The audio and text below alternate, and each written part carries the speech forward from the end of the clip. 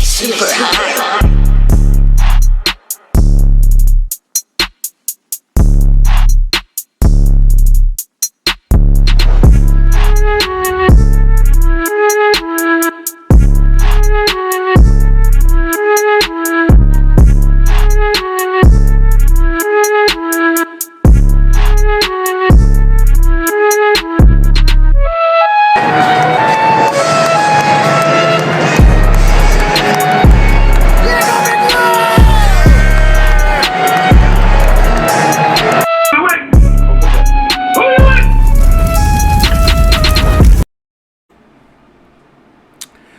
What's going on YouTube? What's going on Facebook, Instagram, Twitter, all platforms?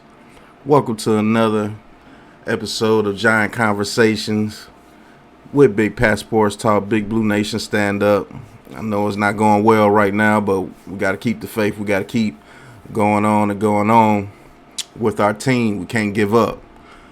This week we got the Panthers coming up. This is going to be a Week 7 preview of our Giants versus the Carolina Panthers. We're a 1-5 and reeling, looking like one of the worst teams in the league. And we're becoming a laughingstock of the league as well. Against the Panthers, they started off hot 3-0. But, you know, they've lost a couple of games. They're coming off a loss to the Vikings in overtime. And I'm just going to preview a couple of things about what can happen this week. Do I give us a chance against the Carolina Panthers? Yeah, there's always a puncher's chance. Any given Sunday you could be beaten, but our offensive line is decimated with injuries. Our offense in general is decimated with injuries. We're not going to have Saquon Barkley. We're not going to have Kadarius Toney. We're not going to have Galladay. We don't have Thomas. We don't have Gates. We got Matt Pert and Solder as our tackles. And I'm going to be real with you guys. I believe the Panthers defensive line is going to feast upon our offensive line, and hopefully Daniel Jones could come out injury-free. I'm always going to pick my Giants. I'm going to pick my Giants to win 24-17. But if you want to be real with it, I don't see us getting it too many more victories until Andrew Thomas gets back, until our health gets back. We have injuries throughout this whole roster. We're not playing well. We're not being coached well, and this team is not well put together. Let's be honest. I believe we have probably the worst pass defense and worst rush defense. We get no pressure off the edge. We're getting no push up the middle.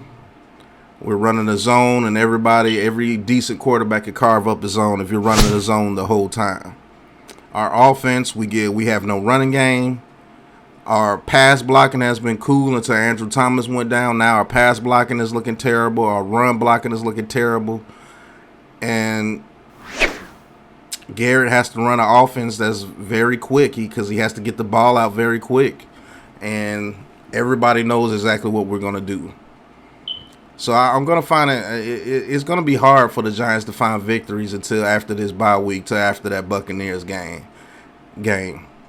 Don't be surprised the first 10 games we might start off 1-9, 2-8.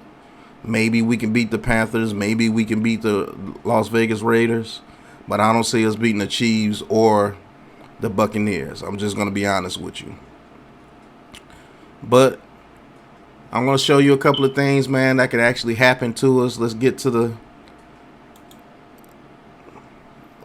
the studio screen. I'm going to show you a couple of things with this Panthers defense that can actually happen to us. And don't be surprised if Daniel Jones gets sacked about 5 to 6 times. I'm just going to be honest with you. I'm going to show you a play here. This is against the Eagles. They got Hassan Reddick and Brian Burns on the edge. And be honest, do you guys have confidence we can keep out Brian Burns and Hassan Reddick off the edge? Remember, Hassan Reddick was the guy that got 5 sacks against us. Last year? He got 5 sacks against us. Brian Burns, one of the top edge defenders in the league. Very talented individual, man, coming from Florida State. Dude's an absolute beast. But here's a couple of plays that I believe they can get done to us, man.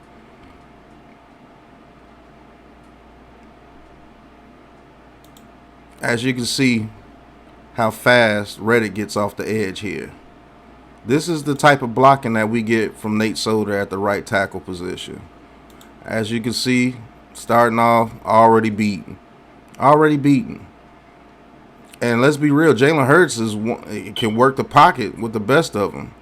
He has escapability with the best of them. But look, immediate off the edge, kills Jalen Hurts right there. The right tackle there.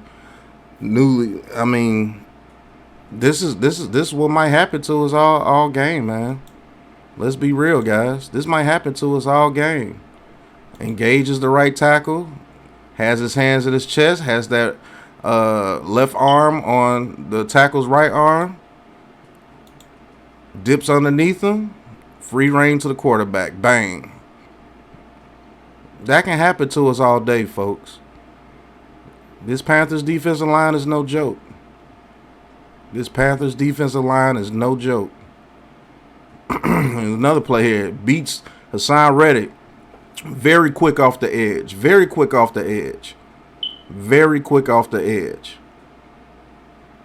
Beats the tackle immediately. This is what Nate Solder continues to do on a consistent basis. Doesn't get out his stance. Doesn't get out his stance. Beat to the edge immediately. Gone. Got him. This can happen to us a lot. This can happen to us a lot. And that's just 2 plays. Now, I'm going to show you some things that maybe we can take advantage of against the Panthers with Sam Darnold. Sam Darnold has been playing better. He's not playing like the Sam Darnold of the Jets in the beginning of the season, but, getting further into the season, he's starting looking like the old Sam Darnold. As you can see here, they have Anderson in motion. Now you can see this is a cover 2. This guy's area is here. He's supposed to come up and tackle this guy if you throw it to him. And this is supposed to be a cover 2 beater. He's supposed to throw it right here in this area if this DB continues to look at him. But Sam Darnold never takes his eyes off the outside receiver. Never took his eyes off the outside receiver. So guess what? Darius Slay, being a good defender that he is, takes him all the way down the field and picks it off. Why? Because Sam Darnold stares down his receiver. Sam Darnold stares down his receivers as well. He stares down his receivers as well.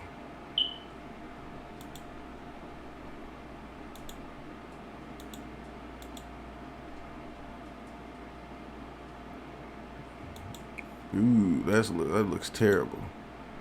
All right. But go back to the beginning of the play. Look at Sam Darnold. Never takes his eyes off this receiver here. Never takes his eyes off this receiver here. And that allows this defender to carry him down the field. And Darius Slay, the athletic guy that he is, jumps up, picks it off.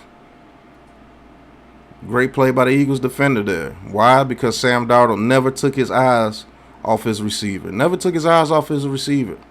It's what Daniel Jones did all last game against the Rams. Maybe we can call some defenses to take advantage of this. Here's another play. In the single back formation. Half play action. Steps up in the pocket. Gets a little pressure right there. But look, he throws this ball right here. Throws it behind the defender. Doesn't lead the defender towards the middle of the field. And now the DB is able to make a play on the ball. Now the DB is able to make a play on the ball. Why? Because this is an inaccurate pass. Sam Darnold does these things, man. Picked off. Good route. But it was also good coverage as well. Saw it the whole way. So instead of throwing the ball in this area here and hoping his guy can block out the defender and catch the ball, at the very least it'd be an incompletion. He throws the ball back in this area and allows the defender to cut in front of him. So if we're able to do that, we got to make Sam Darnold pay. Bradbury, Adoree Jackson, Xavier McKinney, Logan Ryan. We got to take advantage of that. Sam Darnold will throw you one if you get just a tad bit of pressure and his ball location is off sometimes. And that's why I was picked off. Let the defender cut right in front of him because he threw the ball in a bad area. Instead of throwing it in this area here, allowing his receiver to use his body to box him out, he throws it behind him, and that defender's able to cut in front of him. Another pick. We got to take advantage of things like this, folks. We got to take advantage of things like this. Here's one last play I'm going to show you. Sam Darnold in the shotgun. Looking, gets a little bit of pressure in his face. Throws the ball to the outside here. Guess what? Another pick. Why? Because he throws the ball to the inside. Should have never thrown this pass in the first place, but if you're going to throw this pass, if you're going to throw this route, you throw it right here, it has to be towards the sidelines here. It has to be outside towards the sidelines. But he throws the ball in this area here and allows this defender to cut in front of him. You didn't get enough on the ball, allows the defender to cut in front of him, pick. Let's celebrate. We got to come down with these passes, folks. I believe Sam Darnold will give us a plethora of opportunities to take advantage of them. That ball was late and inside. And you know what that means? That means it's supposed to be picked. Late and inside, all day. All day. Wasn't supposed to throw that in the first place, but if you're going to throw it, you got to throw it towards the sidelines. Give your receiver a chance to get his feet down or throw this out of bounds. Sam Darnold, a little bit of pressure in his face, underthrows it and to the inside, and you're supposed to make him pay. Supposed to make him pay. You're supposed to make him pay.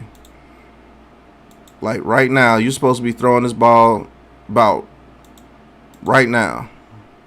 Really before then. If you're going to throw this pass, you need to be throwing the ball right now. It's already supposed to be out, and it's supposed to be towards the sidelines here. Towards the sidelines. Not late and inside. Not late and inside. Throws it late and inside. Cuts in front of it. Steven Nelson gets the pick. And we got to take advantage of those, folks. We got to take advantage of that. We do. He's going to give us some opportunities to take advantage of it. And we should be able to take advantage of it.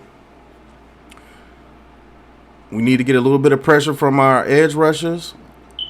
Me, preferably, I want Zimenez benched. And I want Ojulari getting all those snaps on that edge position. I want Ojulari getting all those snaps. I want Danny Shelton to get less snaps.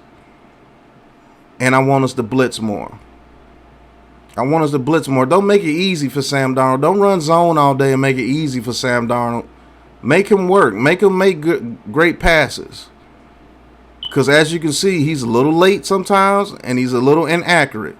And we should be able to take advantage of that on defense. We should be.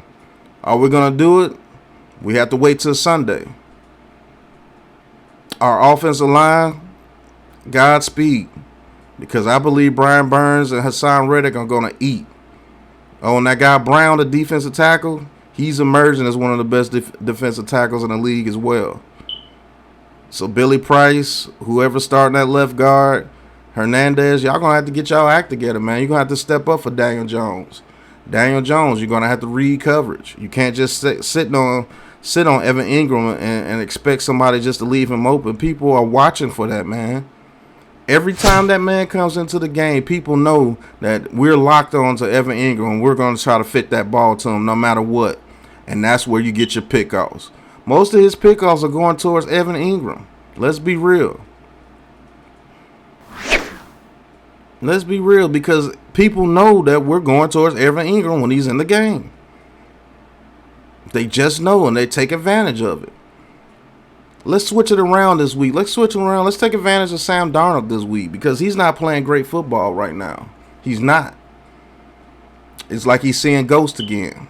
So let's keep those ghosts on the field for him. Let's get a little bit of pressure in his face, and let's make him make some mistakes, because he will make some mistakes. I just shown it to you.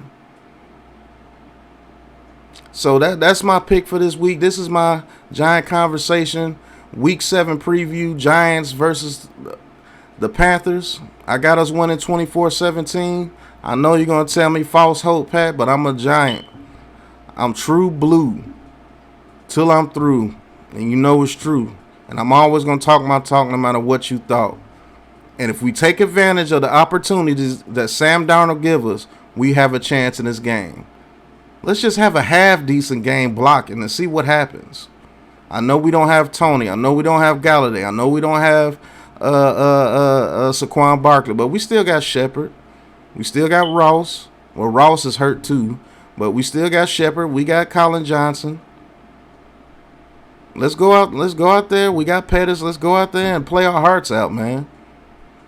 Let's try to establish a run game, and let's stop the run. CMC is out. They got Chuba Hubbard in there. And let's not make Chuba Hubbard look like the greatest running back of all time. Yeah, I know they got DJ Moore. I know they got Anderson. But they got Sam Darnold as their quarterback, and I believe we can take advantage of some of his mistakes this week. I really, truly believe that. We get a little bit of pressure in his face, he will make some mistakes. He will throw it behind the receiver. He will throw it late and inside. Let's not make it easy for him. Let's make him make some franchise quarterback throws. Not throwing it quick slants and quick hitches and screen plays all game going down the field because they're getting 6 to 7 yards on first down runs. Let's make them work. Let's play with some heart. Let's play with some intensity. Coaches, coach them up. Come up with a game plan. Come up with a game plan. And offense, Godspeed, man. Just hold on. Offensive line, man, have some heart.